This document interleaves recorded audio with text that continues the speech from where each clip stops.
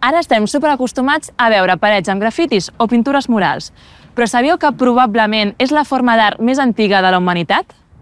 Les pintures a les parets de les coves que van fer els prehistòrics, en concret el Paleolític, van ser les primeres a representar figures i escenes fa més de 45.000 anys.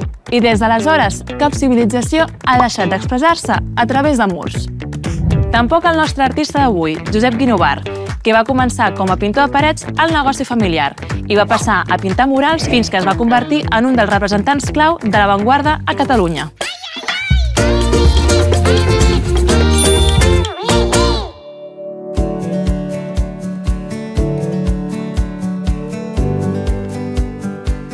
Parlar de Josep Guinovart és parlar d'Agramunt. Tot i que va néixer a Barcelona, la seva família d'origen patern és tarragonina i la materna agramuntina.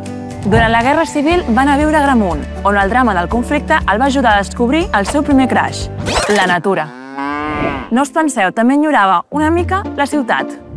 En la seva primera etapa va pintar temes que tothom podia conèixer, com ara camps de blat i de rostolls, les tasques dels agricultors, en definitiva, els paisatges lleidatans que tant el van inspirar, tot i que també pintava ciutats, un altre món que coneixia a la perfecció i d'on realment venia.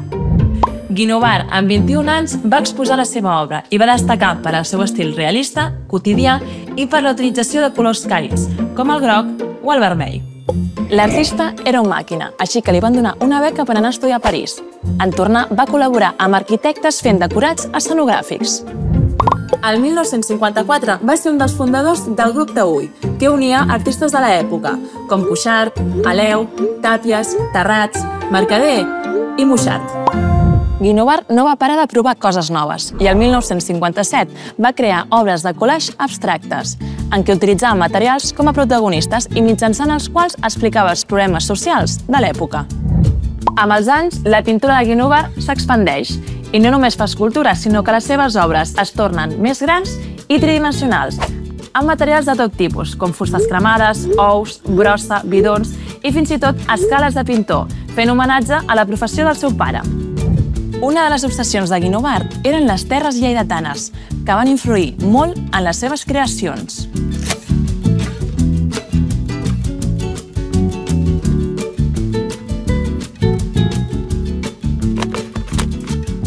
Com es pot veure en obres com Agramunt II, on destaca la combinació de diferents materials amb la terra com a protagonista. A les seves obres no només es veien els ocres càlids de la zona de l'Urgell, sinó també els blaus infinits de la Mediterrània. Tenia l'estudi a Castelldefels.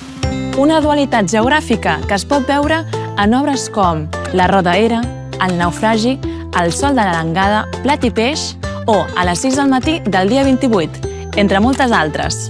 Durant la seva trajectòria va rebre els premis i distincions més importants del món de l'art, com el Premi Nacional d'Arts Plàstiques o el guardó del Departament de Cultura de la Generalitat de Catalunya. Guinovart va fer peces dedicades a la sexualitat, la llengua, a la societat moderna, temes polítics, la repressió. Segons Guinovart, era possible millorar el món amb les obres d'art, perquè el missatge que contenen poden arribar a milers de persones a tot arreu. Guinovart mai va deixar de fer el que més li agradava, experimentar i combinar estils i materials. I en va voler deixar constància a la Fundació Espai Guinovart, justament ubicada a Agramunt, i on desitjava que tothom pogués conèixer el seu art, i on gent d'arreu descobrís un dels pintors més destacats de la segona meitat del segle XX.